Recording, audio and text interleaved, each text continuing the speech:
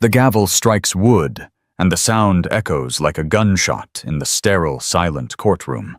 But it's not loud enough to drown out the frantic beating of Jessica Morgan's heart. Across the room, her husband Oliver, the man who once promised her forever, sits with a face carved from ice, his arm draped possessively around the woman who shattered their world, Sophia Dubois. They look like a power couple on a magazine cover, not two adulterers on trial. Jessica's hands tremble as she clutches a worn photo of her children, her beautiful 4-year-old twins. She's lost her husband, her home, her dignity. They want to take her children, too. She has one last card to play, one final desperate truth to reveal. She just prays it's enough. What no one in this room knows is that a silent predator is watching this drama unfold, a man with more money than Oliver and a past full of ghosts. And he's about to make a move that will leave everyone, especially the mistress, gasping in utter disbelief. The life Jessica Morgan had was the kind featured in glossy magazines. The sprawling penthouse overlooking Central Park, the summer home in the Hamptons. The private jet waiting to whisk them away to Paris for a weekend. It was a fantasy woven from the immense wealth of her husband, Oliver Morgan, CEO of Morgan Industries. For 12 years, she had been the perfect corporate wife. She'd given up her promising career in art curation to host flawless dinner parties, chair charitable galas, and most importantly raise their twin children, Noah and Grace. She was the graceful, unassuming woman beside the titan of industry. The first crack in her perfect world wasn't a thunderous clap, but a whisper. It was the scent of an unfamiliar perfume, fleur de rocaille, clinging to his cashmere scarf. It was the late-night board meetings that became more frequent, the phone calls taken in hushed tones on the terrace. Oliver had always been a workaholic, but this was different. A cold distance had crept into their marriage, an invisible wall between their king-sized bed. The serpent in her Eden had a name, Sophia Dubois. Jessica first saw her at the company's annual benefit. Sophia was 28, a decade younger than Jessica, with raven hair, emerald eyes, and a predatory stillness that was captivating and terrifying in equal measure. She was the new vice president of international markets, a rising star Oliver couldn't stop praising. That night, Jessica watched them. It wasn't one overt act, but a series of stolen glances, a fleeting touch of his hand on the small of her back, a shared laugh that was too intimate. It was a language spoken in plain sight, yet meant to be secret. The confirmation came not from a private investigator, but from her son Noah. One evening, as she tucked him into bed, he said, "Daddy's friend Sophia has a boat just like ours, Mommy. We went on it today. She let me steer." The world tilted on its axis. "Today?" Jessica asked, her voice dangerously calm. "Daddy was supposed to be in a meeting in Chicago today, sweetie." "He was," Noah said innocently. "The meeting was on the boat." The betrayal was a physical blow sucking the air from her lungs. It wasn't just an affair. He was weaving this woman into the fabric of her children's lives. That night she confronted him. Oliver didn't bother with denials. He stood before her a titan in a bespoke suit, and his words were colder than any lie. "Sophia understands the pressures of my world, Jessica," he said, adjusting his cufflinks. "It's not personal, it's a release. A release with my children, Oliver. You took my son to her." "Don't be hysterical," he scoffed. "The children adore her." That was the moment the love died. In its place, a cold, hard resolve began to form. She wouldn't be hysterical. She wouldn't be the weeping wife discarded for a younger model. She had given this man everything, and he had repaid her with the ultimate disrespect. She filed for divorce the next morning. Oliver's reaction was swift and brutal. He cut off her credit cards, froze their joint accounts, and had his lawyers paint her as an unstable gold-digging spouse in the press. The narrative was cruel. Jessica Morgan, the stay-at-home mother, was trying to bleed a great man dry out of spite. Sophia was subtly portrayed as a savvy businesswoman, Oliver's intellectual equal. The preliminary hearings were a nightmare. Oliver's lawyer, a shark named Arthur Finch, proposed a settlement that was a calculated insult, a lump sum that would barely cover a year's rent in a modest apartment with a child support offer that was a fraction of what their children were accustomed to. The unspoken threat was clear: take this, or we will destroy you and prove you an unfit mother. He wants full custody, Jessica, her own lawyer, the formidable Helen Reed told her after one grueling session. He and Ms. Dubois want to raise Noah and Grace. They'll use your lack of income, your emotional distress, anything they can to take them.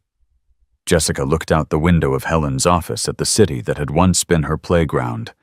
It now felt like a concrete jungle, full of predators. He thinks he can buy my children, she whispered, her voice cracking. He thinks he can buy a new family. Money is his weapon of choice, Helen said grimly. We need to find one of our own. The battle line was drawn. This wasn't about the penthouse or the private jet anymore. It was about a mother's primal need to protect her children from the very man who was supposed to be their father. As she walked into the courtroom for the main hearing, the click of Sophia's designer heels behind her sounded like a death knell. Sophia's smug smile was the last thing Jessica saw before she turned to face the judge. The fight for her life and her children's was about to begin. The courtroom felt like a refrigerated box designed to keep emotions on ice. On one side sat Oliver and Sophia, flanked by a team of lawyers led by Arthur Finch. They were a portrait of corporate power, impeccably dressed, radiating an aura of untouchable confidence. On the other side sat Jessica, with only Helen Reed by her side. She felt like a dinghy facing a warship. The press corralled in the back, scribbled furiously, their presence a constant itchy reminder that her private agony was public entertainment. Finch began his opening statement with a performance worthy of a Broadway stage. He painted Oliver as a devoted father and a pillar of the community, a man whose only sin was falling out of love with a woman who had become, in Finch's words, disconnected from the realities of his demanding life.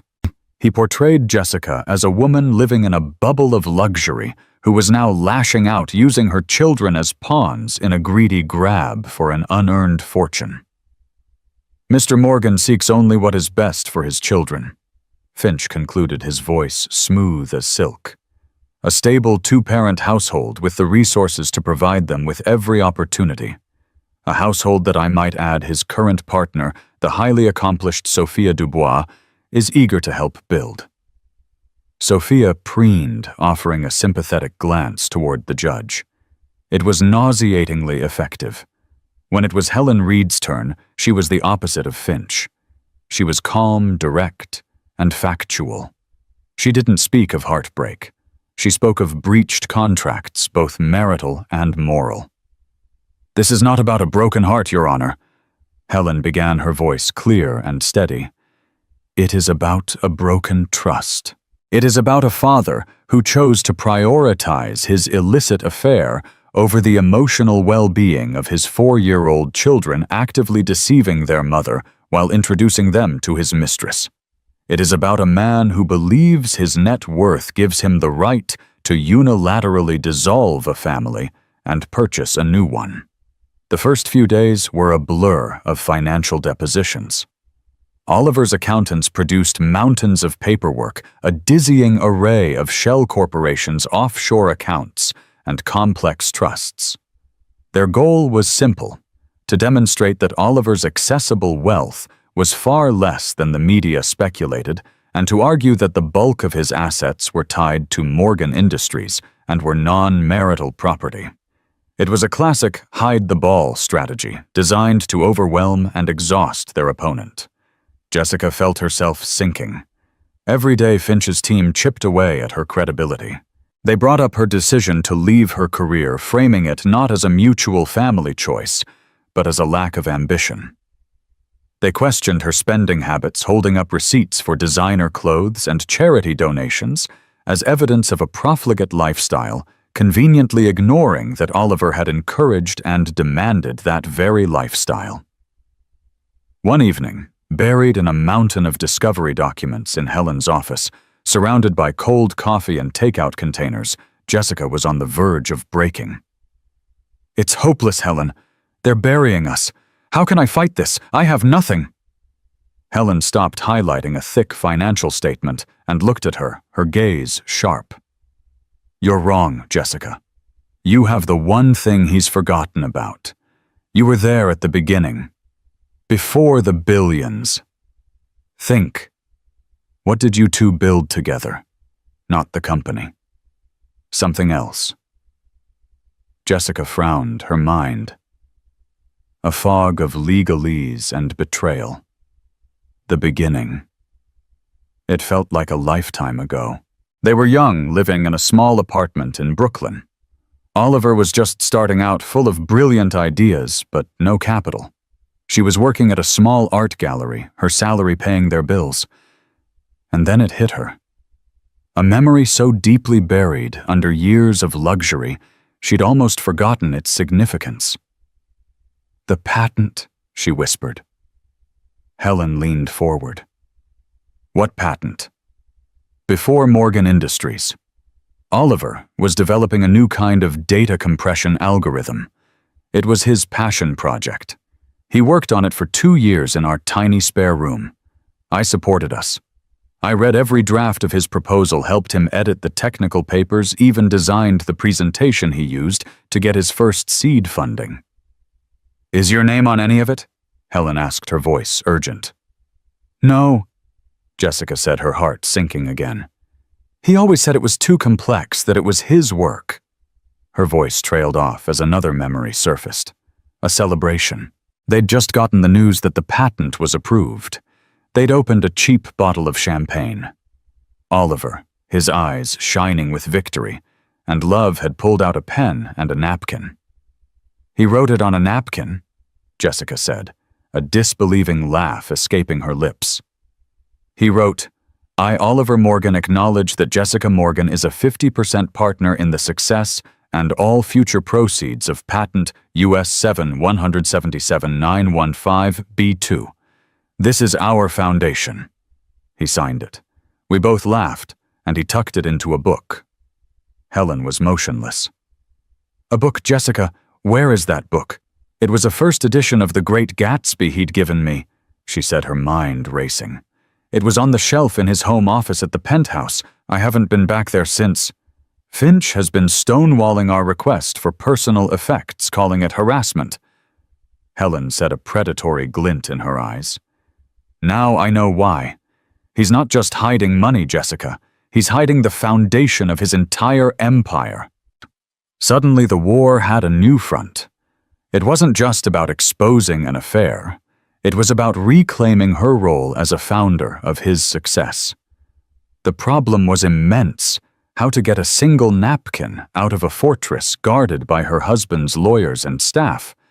But for the first time in months, Jessica felt a flicker of hope. Oliver and Finch thought they were fighting a scorned housewife. They had no idea they were fighting a silent partner.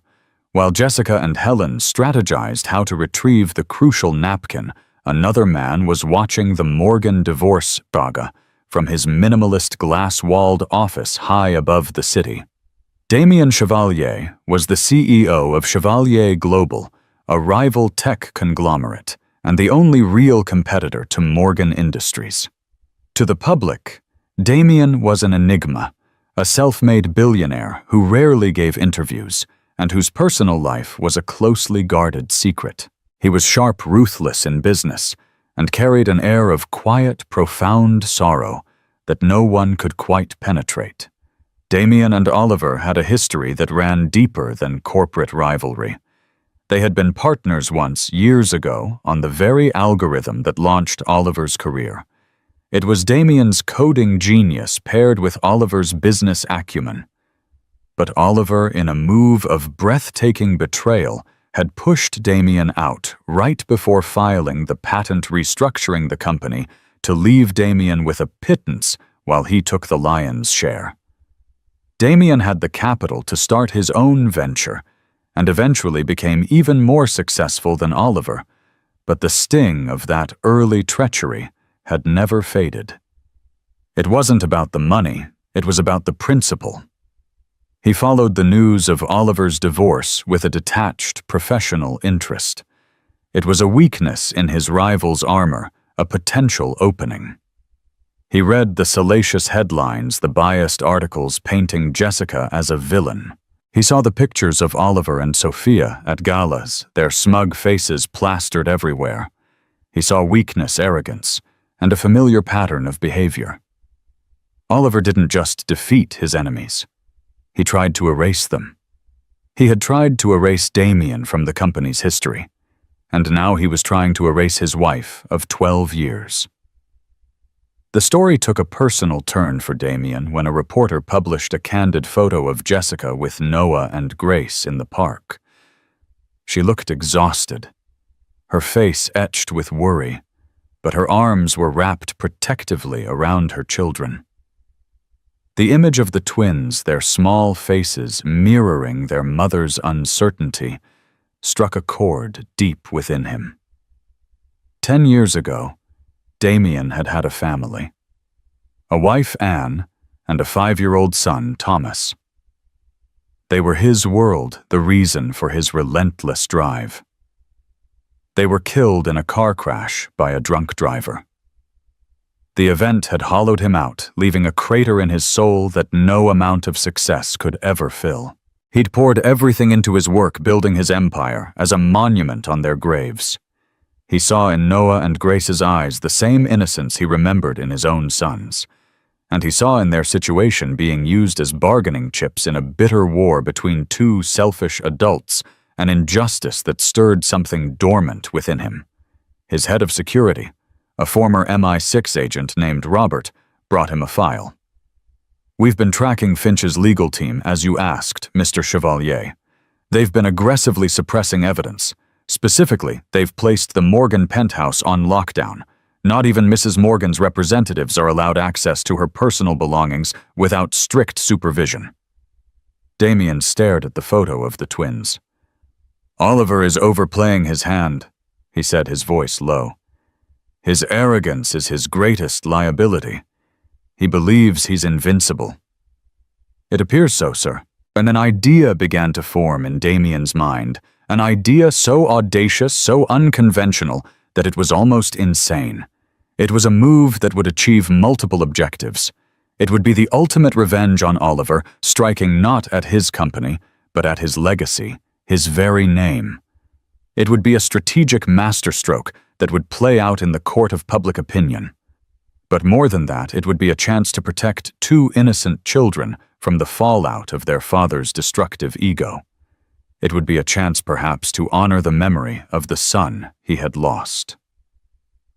"Robert," Damien said, his decision solidifying, "I want you to get in touch with Helen Reed, Jessica Morgan's attorney. Discreetly. Tell her an anonymous party is willing to provide financial backing for her case. Unlimited resources. I want her to hire the best forensic accountants, the best investigators. I want her to bury Arthur Finch in motions and subpoenas." "And the reason for this anonymous generosity, sir?" Robert asked, unfazed. Damien looked out at the city skyline, at the distant glimmer of the Morgan Industries tower. "Let's just say I have an interest in seeing justice served. And get me everything you can on Sophia Dubois. Every job she's had, every relationship, every financial transaction. Oliver thinks his queen is an asset. I want to prove she's a liability." The shadow war had begun.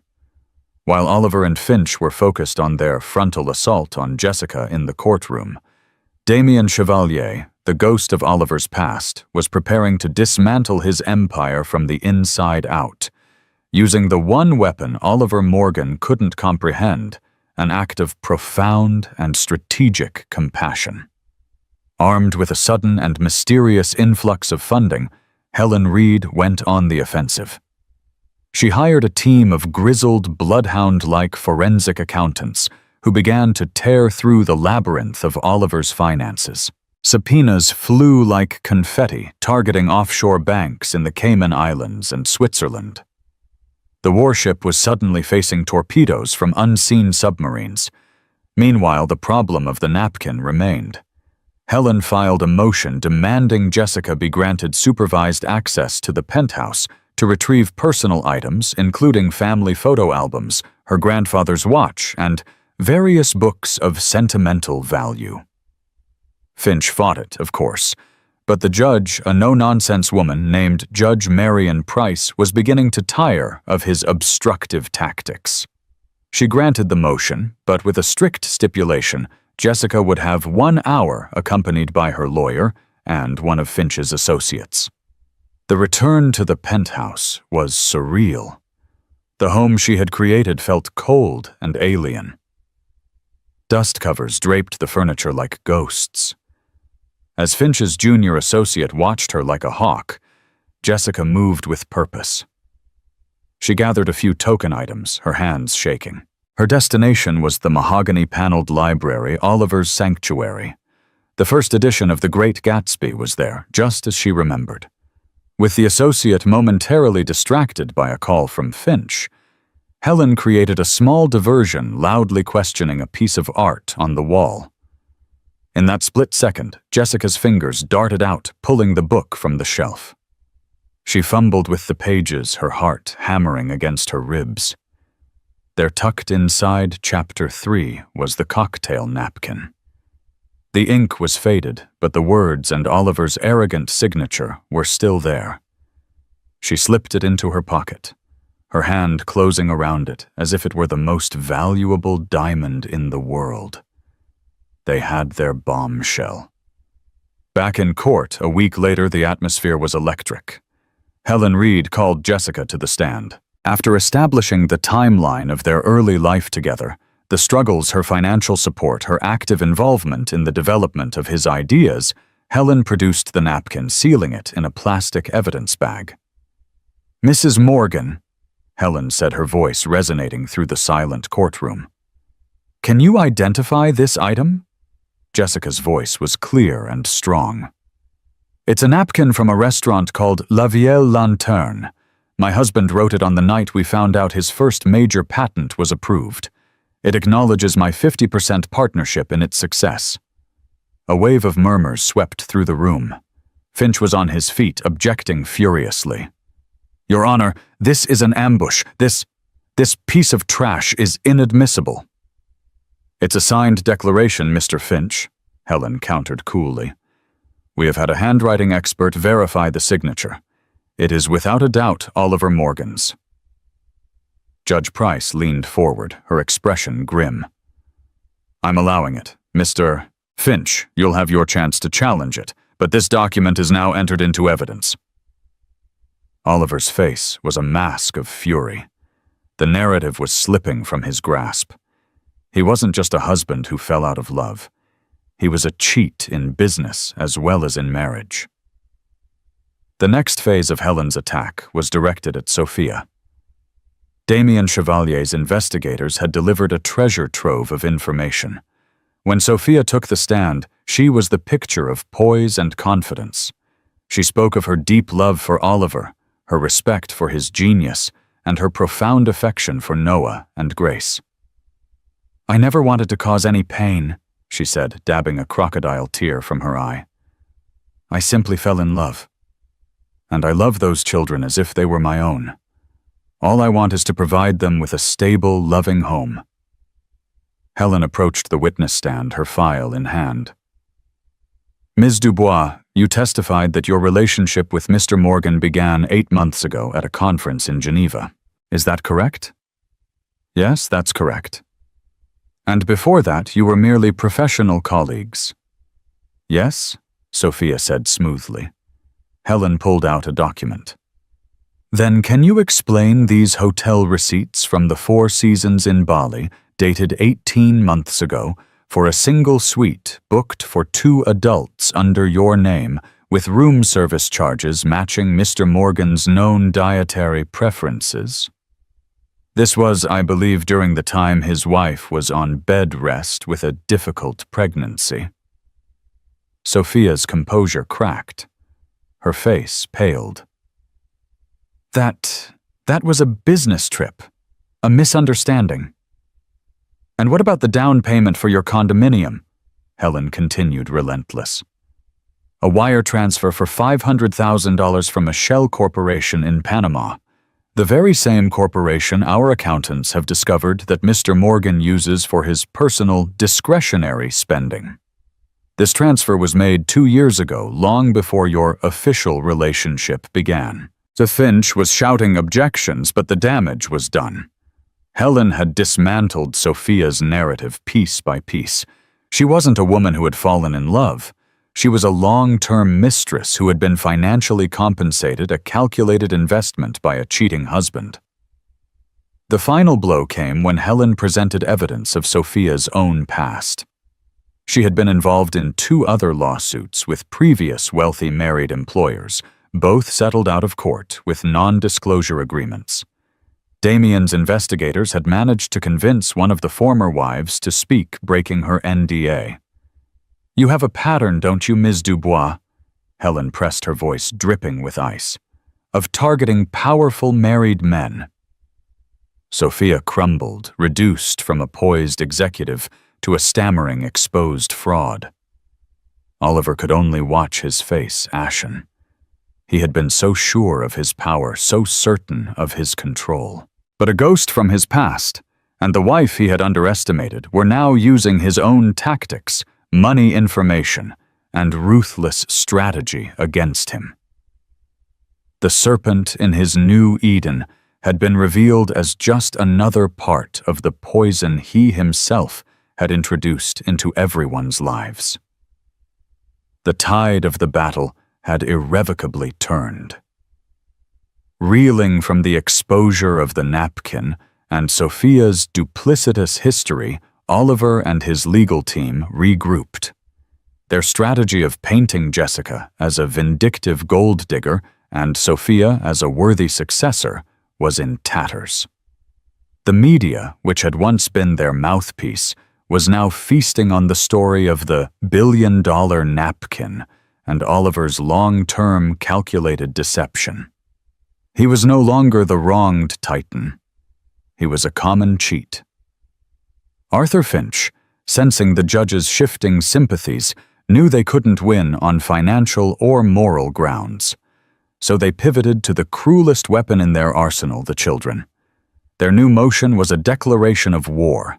Citing the emotional instability Jessica had supposedly demonstrated by hiding the napkin and launching a vicious, unsubstantiated attack on Sophia's character, they were now petitioning for sole, unadulterated custody of Noah and Grace. Their argument was as insidious as it was brilliant. They claimed Jessica was obsessed with the past and financial retribution, creating a toxic environment of anger and resentment. Oliver, on the other hand, was looking to the future. He would provide the twins with stability, unparalleled educational resources, and a forward-looking home environment with him and Sophia, who had, they argued, been unfairly maligned.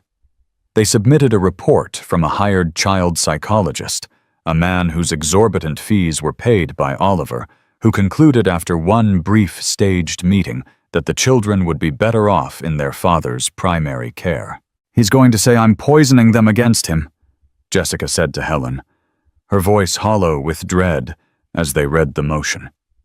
He's twisting my fight for justice into a character flaw. It's a classic scorched earth tactic, Jessica, Helen said, her face grim. If they can't have the money, they'll take the children. He's not doing this because he wants to be a full-time father. He's doing it to punish you. To win. The hearing on custody was Jessica's worst nightmare brought to life. Finch put Oliver on the stand, where he delivered a masterful performance.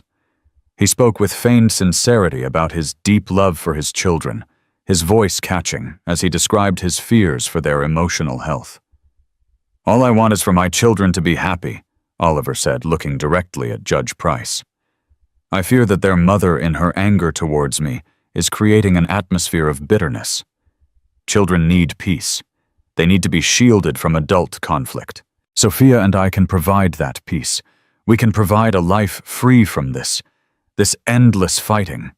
It was a low blow, using Jessica's own righteous anger as a weapon against her. When Jessica took the stand, Finch's cross-examination was brutal. "Mrs. Morgan, isn't it true that you refer to Ms. Dubois as the serpent in front of your children?" "No, of course not." "Isn't it true that you have been so consumed with this litigation, with finding this napkin, that you have neglected your children's emotional needs?" "That's a lie. Everything I have done has been for them." But with every denial, Finch made her sound more and more defensive, more hysterical, just as Oliver had called her on the night she discovered his betrayal. He was trying to turn her strength, her fierce maternal love, into a weakness, a sign of instability. The judge's face was unreadable. While the evidence of Oliver's infidelity and financial deceit was clear, family court judges often prioritized whichever parent seemed most likely to foster a relationship with the other. Oliver, with his calm, calculated performance, was positioning himself as the reasonable parent, while Jessica, righteous but visibly emotional, was being cast as the volatile one. The climax came when Finch presented their final proposal. "Your Honor, Mr. Morgan is not trying to remove Mrs. Morgan from her children's lives.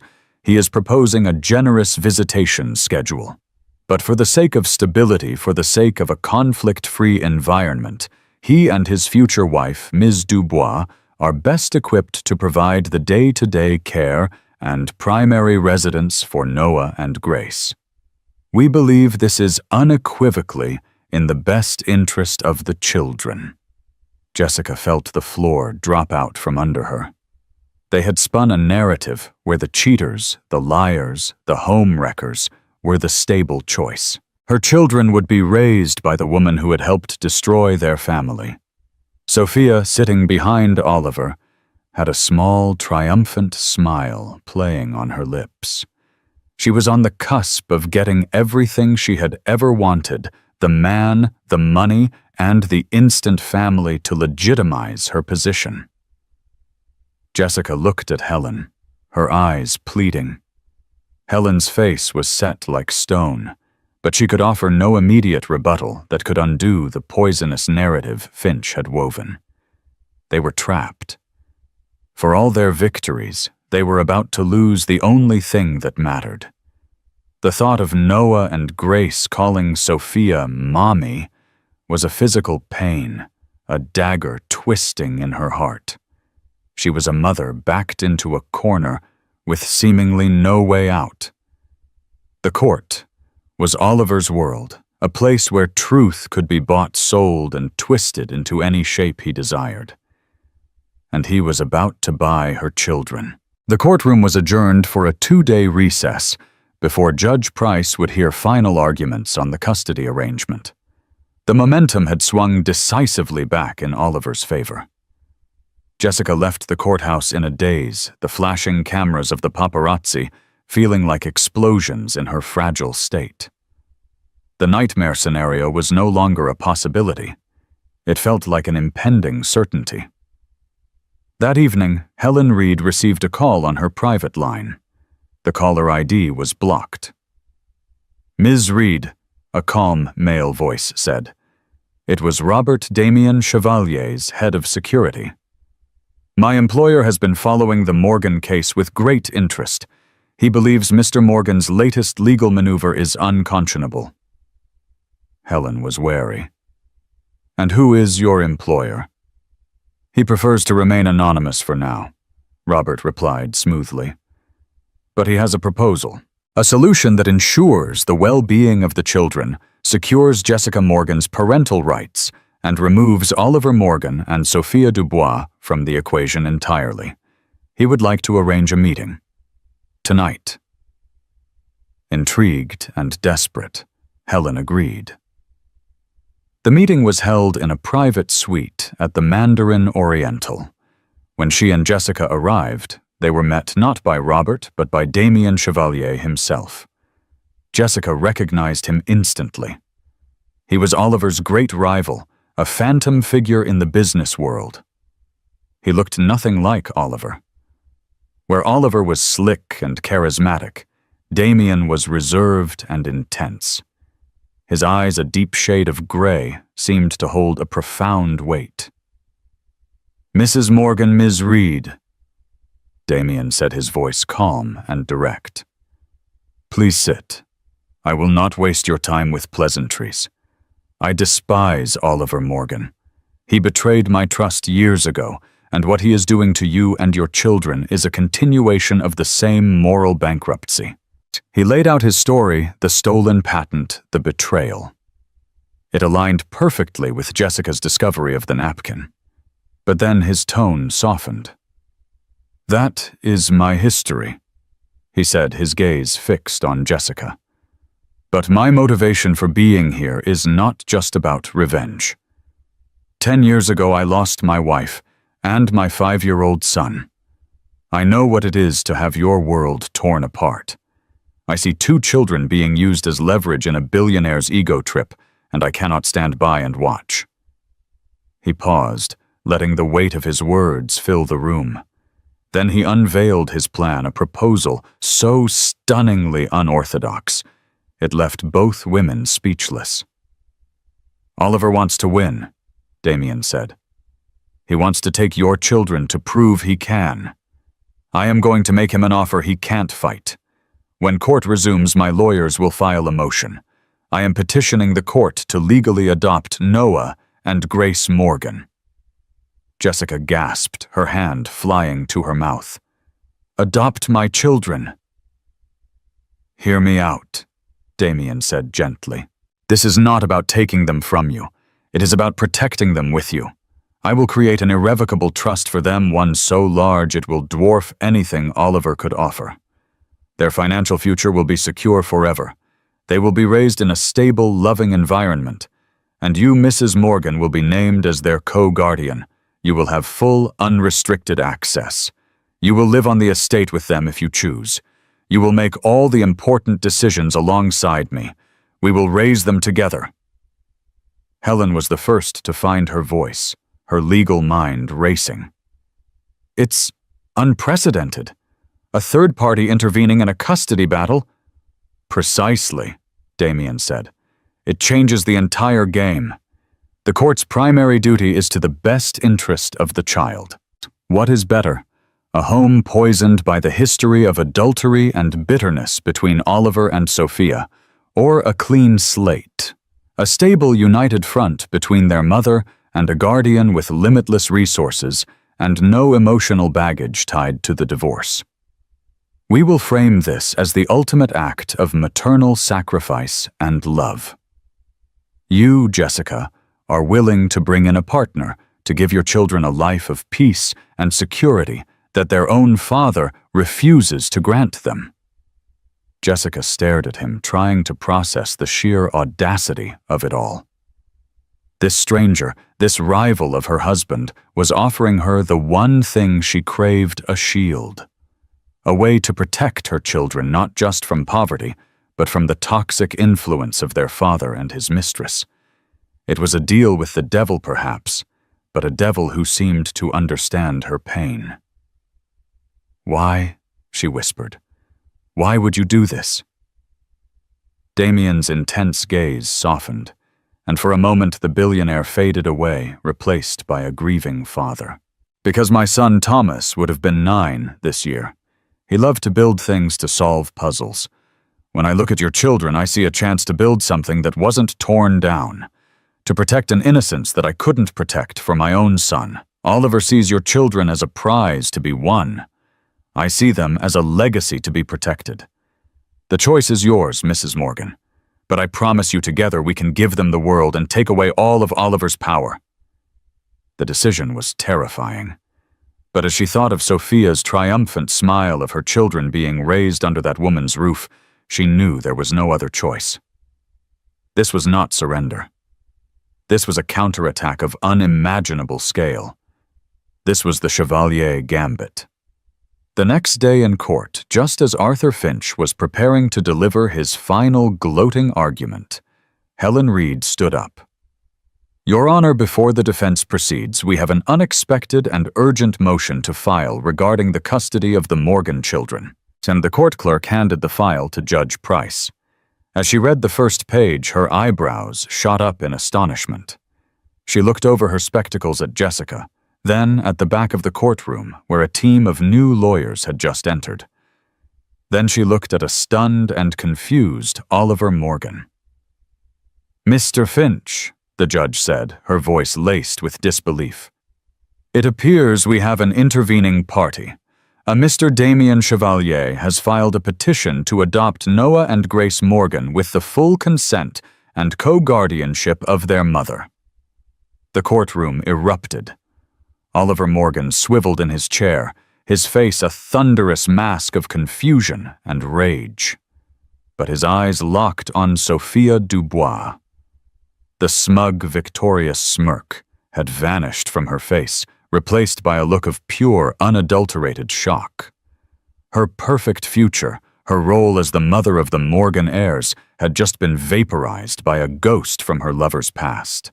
Her carefully constructed world was collapsing, and all she could do was stare, her mouth agape in utter horror. The chaos that ensued in the courtroom was pandemonium. Reporters in the gallery scrambled for their phones, whispering frantically. Arthur Finch was on his feet, sputtering, his face flushed with a mixture of rage and bewilderment. "Your Honor, this is outrageous. It's a farce, a transparent legal stunt." But it wasn't a stunt. Damien Chevalier's legal team, a phalanx of the most expensive and respected family law attorneys in the country, moved to the front. Their lead counsel, a silver-haired woman named Alana Croft, addressed the court with icy calm. "Your Honor," Croft began, "this is no stunt. This is a serious proposal born out of concern for the children's welfare. Mr. Chevalier is prepared to offer Noah and Grace Morgan a life of unparalleled stability, security, and emotional health free from the toxic acrimony that has defined this trial. He will be settling a $500 million irrevocable trust for each child to be managed by an independent third party. Furthermore, he will do so in full partnership with their mother, Jessica Morgan, who will act as full co-guardian, ensuring the children never lose the bond with the one parent who has consistently acted in their best interest." Every word was a perfectly aimed missile. The sum of the trust was so astronomical, it made Oliver's entire financial argument look pathetic. The framing of Jessica as a loving partner in this new arrangement completely neutralized Finch's narrative of her as an unstable, angry woman. Oliver stared, his mouth opening and closing like a fish. He looked at Jessica, who met his gaze with a newfound strength he hadn't seen in years. Then he looked at Sophia. Her face was a canvas of horror. The entire foundation of her relationship with Oliver was predicated on her becoming the new Mrs. Morgan and the mother to his heirs, solidifying her status and inheritance. This move didn't just sideline her, it erased her from the picture entirely. The children would not be hers. Their fortune would be untouchable. She would be, at best, the billionaire's childless wife. She had been outmaneuvered not by the wife she scorned, but by a rival she never even knew was on the board. Judge Price called for order. Over the next few days, the court heard arguments on the Chevalier petition. Damien's team was flawless. They presented his profile, a stable, respected businessman with a tragic past that gave him a unique empathy for children in crisis. They presented his plan, which was meticulous, detailed, and centered entirely on the twins' well-being. The final and most powerful testimony came from Jessica. She took the stand not as a victim, but as a proactive mother, making an incredibly difficult choice. "Your Honor," She began, her voice steady and clear. For the past year, I have been fighting for my children. I fought to prove that their father's narrative about me was a lie. I fought to secure their financial future. But this trial has taught me a painful lesson. As long as my children are a prize to be won or lost between me and their father, they will never know peace.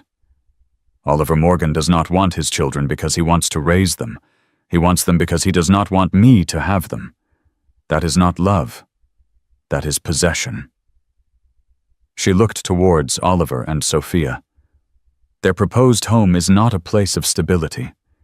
It is a house built on a foundation of lies, deceit, and betrayal. My children deserve better. She turned back to the judge. The offer from Mr. Chevalier is unconventional, I know that. But it is an offer of pure potential. It gives my children a life free from this fight. It allows me to be their mother every single day, without the threat of their father using them as weapons against me. This is not me giving up my children. This is me ensuring their victory. I am choosing my children's guaranteed peace over my own pride. I consent fully and wholeheartedly to this adoption. Her speech hung in the air, an undeniable testament to a mother's love.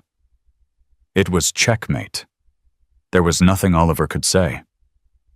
To argue against it would be to argue against a billion-dollar trust and a stable home for his children, proving Jessica's point that his motivations were selfish. Judge Price delivered her ruling a week later.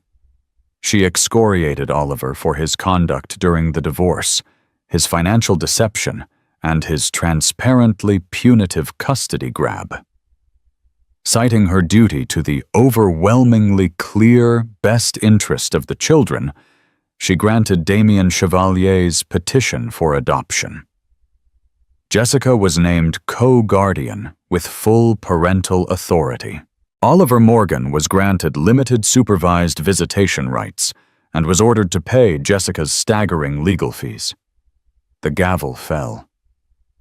It was over. Oliver sat stunned, a ruined king on a broken throne. But the most telling moment was when Sophia Dubois quietly stood up and without a single word or a backward glance at the man she had invested years in, walked out of the courtroom. Her gamble had failed. There was nothing left for her here. Months later, the world looked very different. The sprawling Chevalier estate in upstate New York was filled with the sound of children's laughter. Noah and Grace were thriving, chasing butterflies in a garden larger than their old penthouse. Jessica was there, not as a guest, but as a resident, a mother, a partner. She and Damien had formed an unlikely yet powerful team. Their relationship was one of mutual respect and a shared purpose, a quiet understanding forged in the crucible of Oliver's downfall. They were a new kind of family, unconventional, but whole. Jessica was curating art again, helping Damien build a world-class collection. She was her own woman, defined not by the man she had married, but by the strength she had found within herself. Sometimes she would watch Damien reading bedtime stories to Noah and Grace, his face softer than she had ever seen it in public, and she knew she had made the right choice. She had not lost her children. She had liberated them. She had won not by fighting Oliver on his terms, but by rewriting the rules of the game entirely. 5 years is a lifetime. It was long enough to transform the sprawling Chevalier estate from a grand, beautiful house into a warm, bustling home. The silence that once filled its vast halls, a testament to Damien's solitary grief, had been replaced by the sound of running feet, the echoes of laughter, and the occasional argument over who got to choose the movie for family night. On a crisp autumn afternoon, Jessica stood on the stone terrace, a mug of warm tea in her hands, watching her children.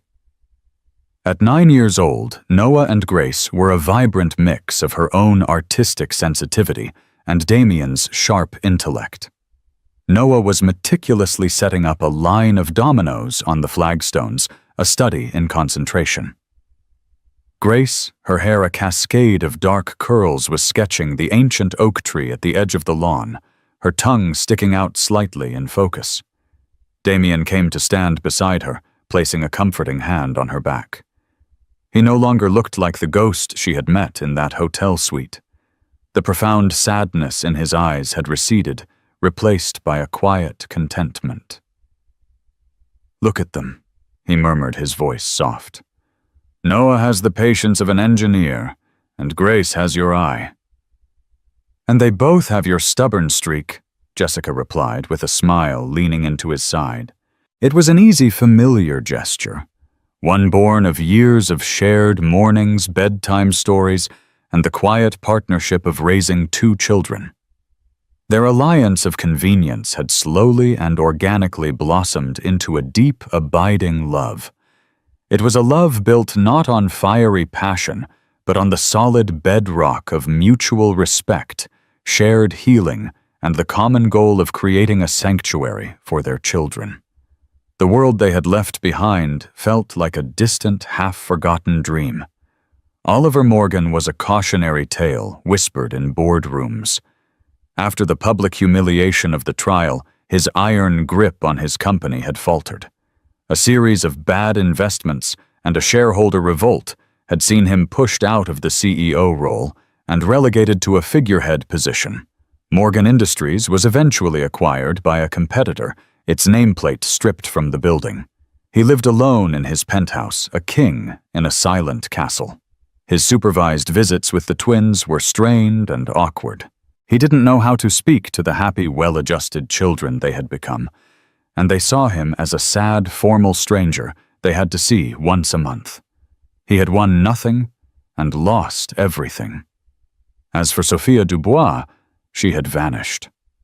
The day she walked out of the courtroom, she had walked out of their lives. Jessica had heard through the grapevine that she had moved to Europe attempting to re-establish her career, but her name was now synonymous with scandal. The powerful men she once targeted now saw her as a liability. She had played for the throne and ended up exiled to obscurity. "What are you thinking about?" Damien asked, sensing the shift in her mood. "Just how far we've come," Jessica said, turning to face him. "Do you remember that first night in the hotel? I was so terrified. I felt like I was making a deal with the devil to save my children." He smiled a genuine, warm smile that reached his eyes. "And was I the devil?" "You were their guardian angel," she said, her voice thick with emotion. "And mine, too." She reached up and touched his face. "You taught them what a father is supposed to be. Someone who is present, who listens, who protects. You gave them back their childhood, Damien." "You all gave me back my life," he said simply, his own eyes glistening. "This house was just a building full of memories of what I'd lost. You, Noah, and Grace filled it with a future." Just then, Noah's dominoes began to topple in a magnificent clicking cascade. He let out a whoop of triumph. Grace looked up from her sketchbook and applauded. "It's your masterpiece, Noah!" she shouted. They both ran to the terrace, their faces flushed with excitement. "Did you see?" Noah asked, beaming. "It worked perfectly." "We saw," Damien said, ruffling his hair. "It was brilliant." "Mom, Damien," Grace said, holding up her sketchbook. "I finished. I think it's my best one yet." But Jessica looked at the drawing. It wasn't just the oak tree. In the foreground, she had sketched 4 figures standing on the terrace, holding hands. They were stick figures, simple and childish, but the message was unmistakable. It was them. A family. Whole and unbreakable. Later that evening, with the children tucked into bed, Jessica and Damien sat by the fire, a comfortable silence between them. He reached for her hand, his fingers intertwining with hers. "I love you, Jessica," he said, his voice a low, steady anchor in the quiet room. "I love you too," she replied, her heart full. It was a victory more profound than any court ruling, more valuable than any billion-dollar trust. It was the quiet triumph of a new beginning. A testament to the fact that sometimes the most broken pieces can be reassembled into something stronger and more beautiful than ever before. In the ashes of a life built on lies, they had planted a garden, and together they were watching it grow. And so the story of Jessica Morgan comes to a close. It's a powerful reminder that sometimes the greatest strength isn't found in fighting the battles we're expected to fight, but in finding the courage to make impossible choices. Jessica didn't just win a court case. She won her children's future. She traded a life of bitterness and conflict for one of peace and healing, proving that a mother's love, when pushed to its limit, can move mountains, or in this case, billionaires. What started as a sordid tale of betrayal ended as an inspiring story of resilience, an unlikely alliance, and the creation of a new loving family from the ashes of a broken one.